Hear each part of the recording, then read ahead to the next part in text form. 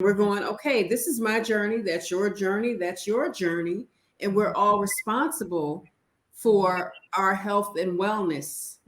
Because oftentimes, I think really in speaking to women, we think self-care and personal development can't go hand in hand.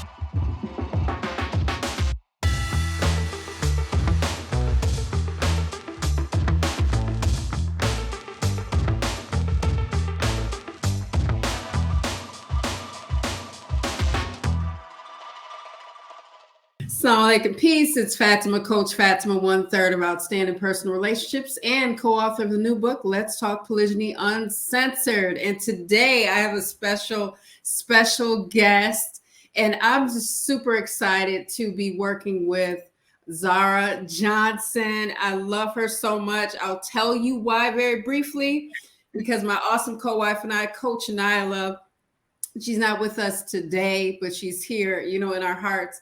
We were invited on Zara Johnson's podcast, and it was such an awesome experience because let me tell you, the optics of seeing my co-wife and I sitting together was not really embraced by a lot of people, but by the right people. And Zara Johnson has been one of those people for us. And I'm so happy. We were just talking that she gave us one of our first very big public platforms to speak together as co-wives. So yes, I'm introducing Zara Johnson, and she's going to tell you more about herself, her business, and what she does. I know what she does, but time to share with you. So thank you so much, sis, for coming on today and being interviewed by me, Coach Fatimah. Thank you so much. I appreciate that so much. Alaikum salam. Well, first I want to thank you for coming on because I found a lot of bravery and courage in you two allowing yourselves to share your story publicly. Like being a part of the Muslim community, I know a lot of poly couples, but I don't know a lot of people that are willing to advocate for it or be on the forefront and to be confident in that and just own it. And so it's only you, I know Mecca, the co-wife coach, it's not very few people that are willing to really share their story publicly and to do it in a productive manner, right? So I really have a lot of respect for you, your co-wife, your husband, all of you for that. On top of that, you guys are also adding a ton of value to not just the Muslim community, but just like relationships at all, like the relationship industry. It's not many of us in the relationship industry. So it matters a lot, like to be adding value, to be very intentional about trying to make impact in that type of way.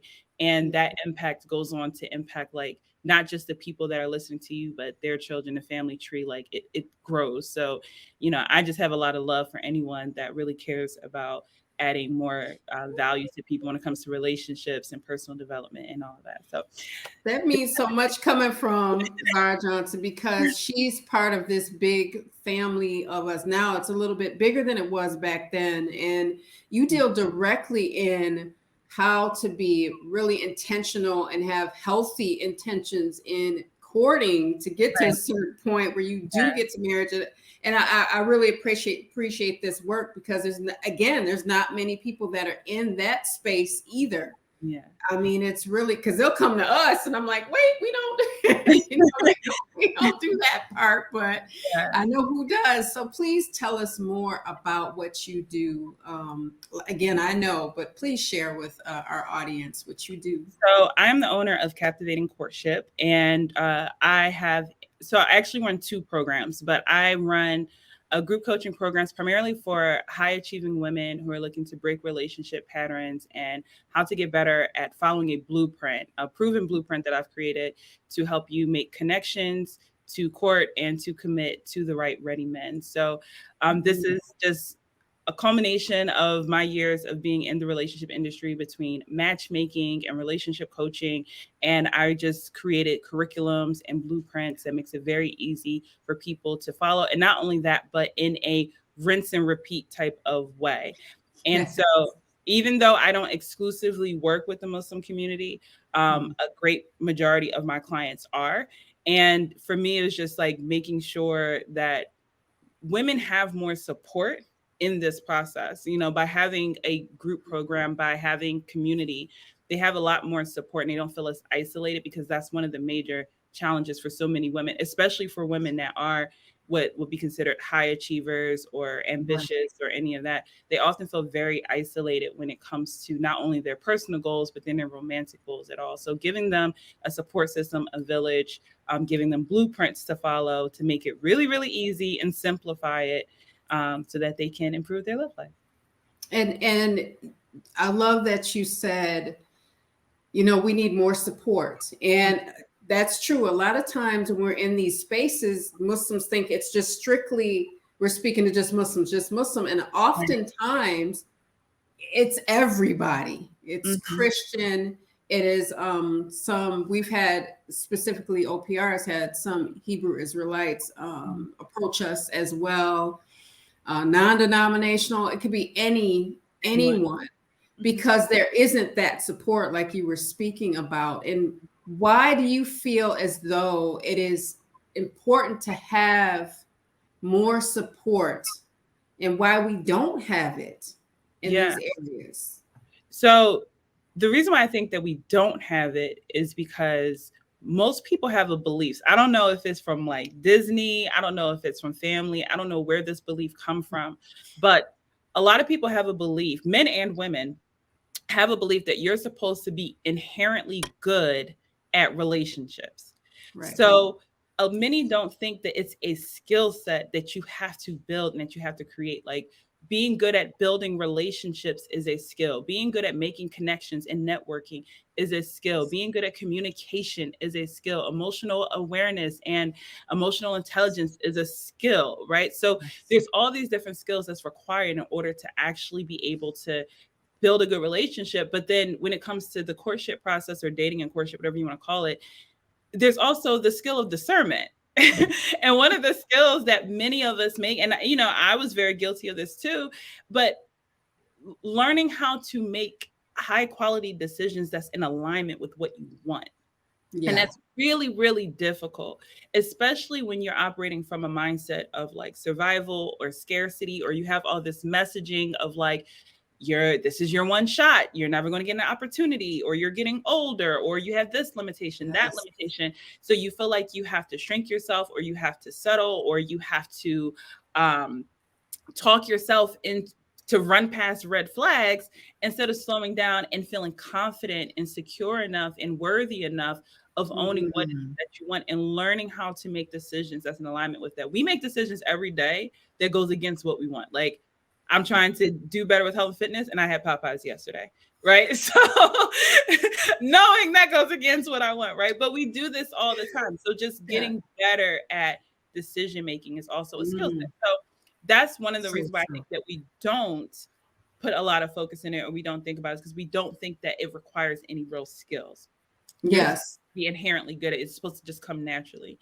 And it's a learned behavior. We have to learn that behavior. We don't have it, Right. And it's okay if you don't, right? And it's perfectly okay if you don't, because there's still opportunities for you to figure it out and for you to go get it, right? So that's the first thing. And I think I missed the second part of that question. Well, before I get to that, because you and I keep saying courtship, because again, you know what you do, I know what you do. But for those that are not familiar with the term courtship, because we do have different viewers from different parts of the world, and they might not be familiar with that specific term.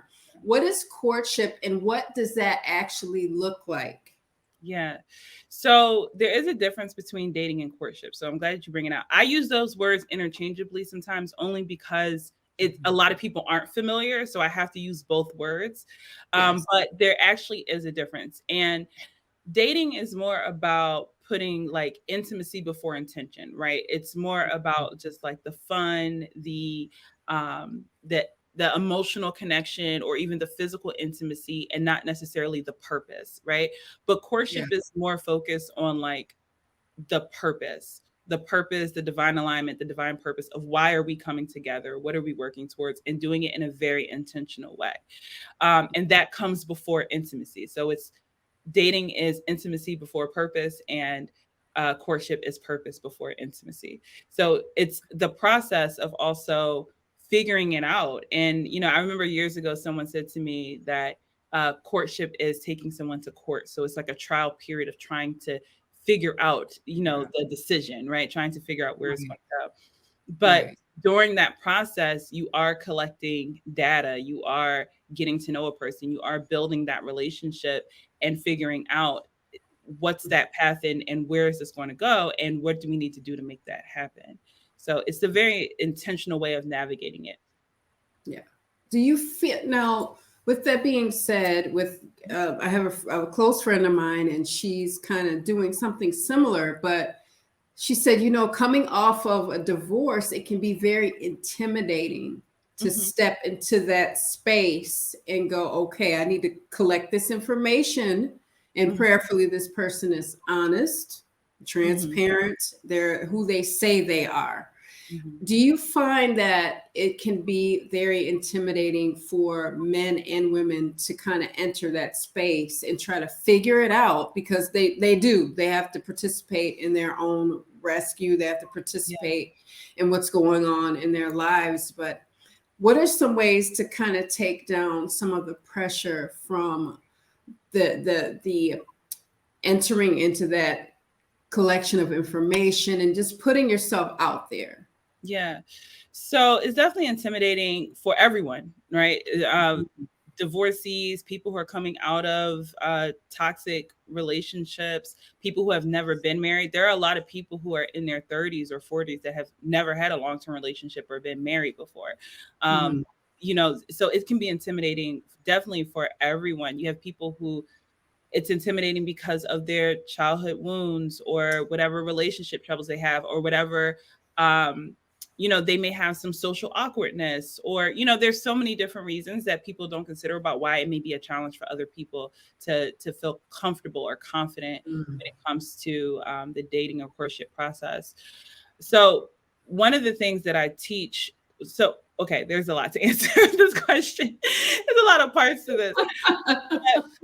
But, to kind of just address it, one of the things that I teach, that's the reason why I teach a simplified way of going about it. And I provide like a blueprint because after doing this for so many years and working with so many women, there are milestones and there are different things that tend to occur that's going to implicate like where that relationship will more than likely end up. There are just certain things that happen within certain time frames as the relationship is progressing.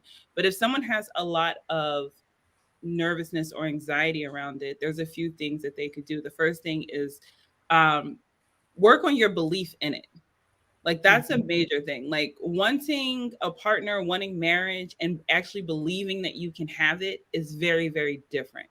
Right. Yeah. And a lot of people will say that they want it, but they don't actually believe that they can have it. It's the same thing. I always say, like, I don't believe in like, not that I don't believe in it, but when you have like mantras or affirmations, there are good things to have, right? But if you tell yourself every day, I'm a millionaire, I'm a millionaire, I'm a millionaire, but you look in your bank account and it's like in a negative, you're not going to believe it. You know how many tell you, right? So you need some type of proof of concept. So telling yourself that you want it, but not going out there and being willing to put yourself out there and get the experiences is a bigger implication that you don't actually believe that it's available to you. So they have to take action. You have to, you need belief, right? Like you need belief, you need faith, and then you also need action. And you have to work on those at the same time. Some people just say, I'm just healing, and I'm just healing, but they're not taking any actions. And the only proof of that is by the actions that you're taking. You have to take steps forward because in that process, you're going to get feedback about what works, what doesn't work. Have you actually healed? Like you don't know you've actually healed until you've been tested. So it's good in theory, That's what I tell people. You can read all the relationship books in the world. It's really good in theory, but until you have to actually apply it, right, you're not going to know if it's actually working. So you have to go out there and be willing to get those experiences and understand that, like, yeah, you're going to have some bad experiences. You're going to have some good experiences. That's just a normal part of the process. It doesn't mean that anything is wrong. That's normal and it's okay. That doesn't mean to stop. That means you just keep going. Just keep going. That's yeah. it. I like that you were saying that too, because sometimes people think that relationship success, marriage success just falls in your lap. Right. You go, oh, here it is. But again, you're right. You have to, it's what you say to yourself about yourself and your ability to have a successful relationship long term. You know, and those skills as well. And the skills that I always tell people that the skills that you develop now, right? Like when women work with me, I'm like, you're learning communication, you're learning emotional regulation, you're learning discernment, like you're learning so many different things. You're not going to only use this in the process of trying to meet or court men.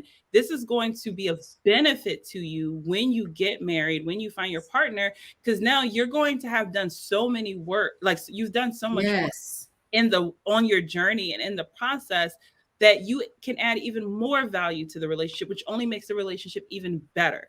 But when you are trying to focus so much on trying to get the result right now and you haven't actually improved, you haven't actually done the work, then it's like, where you're at right now, what you're going to attract, what the quality of that relationship is not going to be what you want anyway. So you might as well focus on doing the work and getting the experience so that you are the better version of you when you do meet your partner, and that relationship is going to be so much better and so much valuable.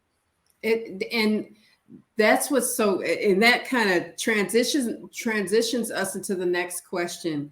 So you kind of answered it within your answer to the previous, but how important is personal development? And I want to say this in a specific way because many people don't believe in personal development. I know you are heavy on personal development. I know I'm heavy on personal development, or else I could have been Coach Fatimah. You can't, it doesn't happen overnight. So many times we want the quick fix. Right. And we'll just say, well, you know, I just want to get fixed now. I want instant relationship gratification now. So then we end up lacking self-awareness, situational awareness. We are lacking in emotional maturity. There's so many different things. And then we just don't have basic knowledge on how to communicate in a healthy way. So if you could just speak a little bit on how important personal development is in having a healthy relationship, marriage, because we're pro morals. I want to just put that out there. We serve a lot of different people, but we're absolutely pro morals. Right. How important is personal development to the success of yourself in a relationship? Right. Yeah. I mean, personal development should be a non-negotiable.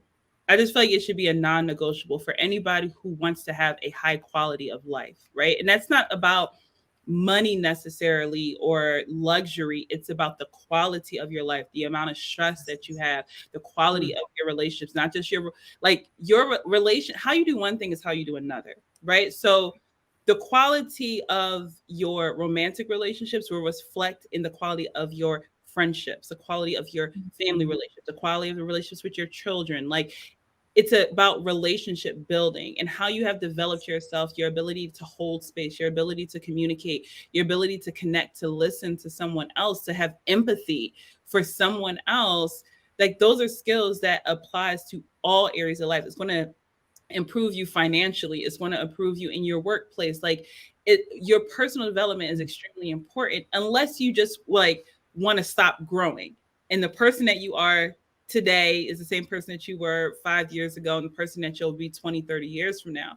I would hope that most people want to continue to become better. But the reality is, like you said, a lot of people don't consciously think of it that way, right? So you have to be very intentional and very invested in your own personal development, but it should be a non-negotiable, right? Like, if you're going to spend, inshallah, 70, 80 years, 100 years on this earth, why would you not want to keep getting better?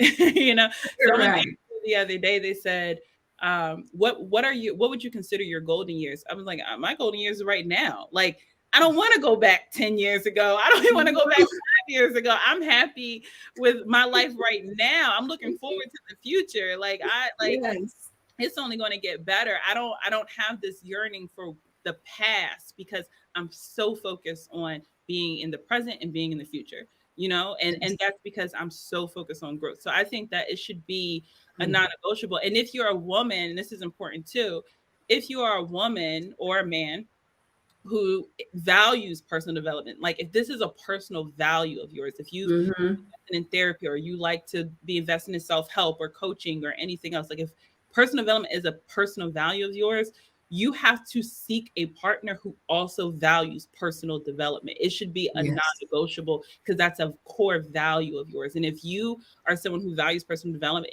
and your partner doesn't, your spouse doesn't, then it's going to cause so many issues because you guys won't be truly invested on making sure to always improve yourselves and the relationship. So I think it's just a deal breaker. Yeah, it's that's so true because when you again, like all of us that are in this relationship building space, they'll say, well, how do you do this and that? And they don't get the fact that this works because everyone is in personal development. Yeah. Everyone. If the coaches are, prayerfully, the clients are, the people that are in the marriages are, like myself, my husband, and my co-wife. They say, how does it work? We're all in that space because we're all individuals and we're going, okay, this is my journey, that's your journey, that's your journey, and we're all responsible for our health and wellness. Because oftentimes, I think really in speaking to women, we think self-care and personal development can't go hand in hand. It's not. Talk to us about, because we're going to spend just a little bit more time on the personal development piece, because a lot of women might think that personal or self-care is simply taking a bath or simply going to get your hair done or simply taking care of your diet, although all those things are very important. However, why do we not see sometimes that personal development is part of self-care? There's like a roadblock there. Yeah. I think that part of that reason is because we don't understand the need or requirement to take care of your mind.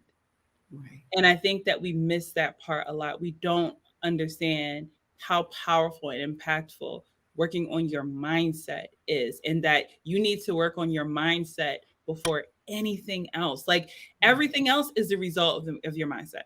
But we're so focused on the result, we don't realize that the way that we think is what's impacting the result that we have. So we're always focused on the result, and just doing, action. What do I need to do? What do I need to do? What do I need to do? Now realizing that you're not taking the right steps, you're not taking the right actions that's going to lead to the type of result you want because of how you're thinking about it, because of your perspective. One thing that I heard years ago, I don't know which book it was. It may have been in Breaking the Habit of Being Yourself. Of that might have been the book, but some book that I read, or I don't know, it could have been an Eckhart Tolle. I don't know who it was, but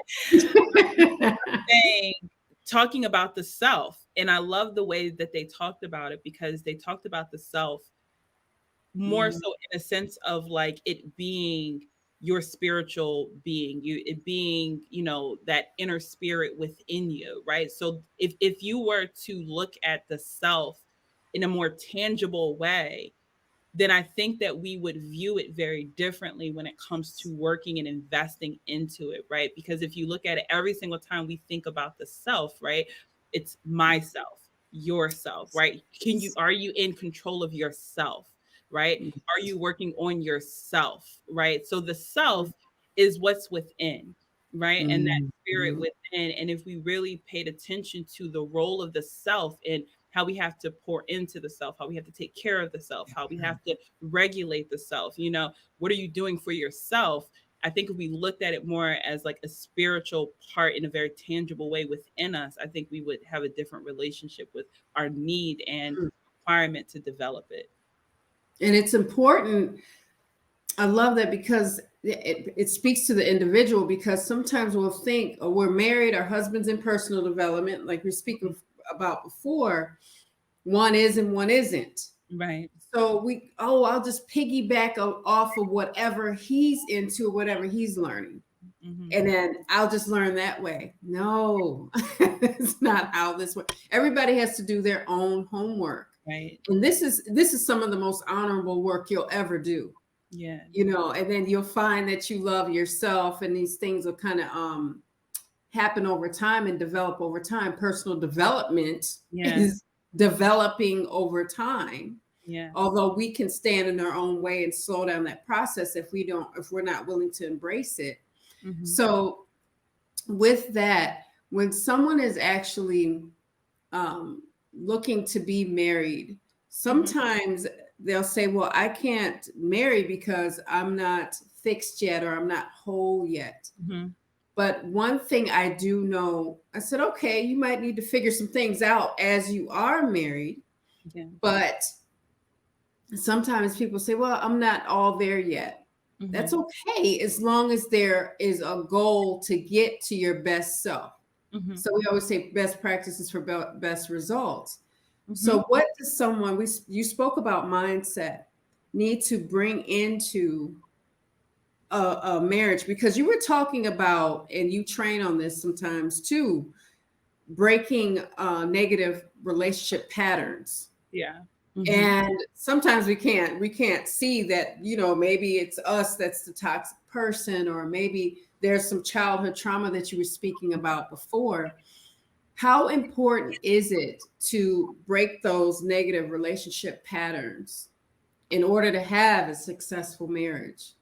Yeah, I think that's the foundation of starting anew, right? Is breaking your patterns. But before you can do it, you have to have awareness that these things even exist, right? And I think we all, for the most part, have some level of awareness. Like, when you're doing something and you get tired, like, I want to stop doing this, and then you do it again, and then you do it again, right? And you just keep doing it. And so you have some level of awareness, but you don't know how to stop doing it, right? You don't know how to change it. Through my years of matchmaking, I was able to discover 8 different pattern types that people typically have when it comes to relationships, and when it comes to their interactions with the opposite sex. And through those patterns, one of the hardest things for people to do, like, once they get the awareness, it is like being consistent with taking the right actions to break them, and being willing to really move forward. But the first thing we do when my clients come and work with me, the first thing that we do is dive into their past, dive into their childhood, dive into their beliefs, dive into all the things that's causing them to show up a certain way, like bringing their mind to the forefront, bringing your beliefs, bringing your stuff, all your stuff to the forefront. Let's really look at this to see what's impacting the choices that you're making.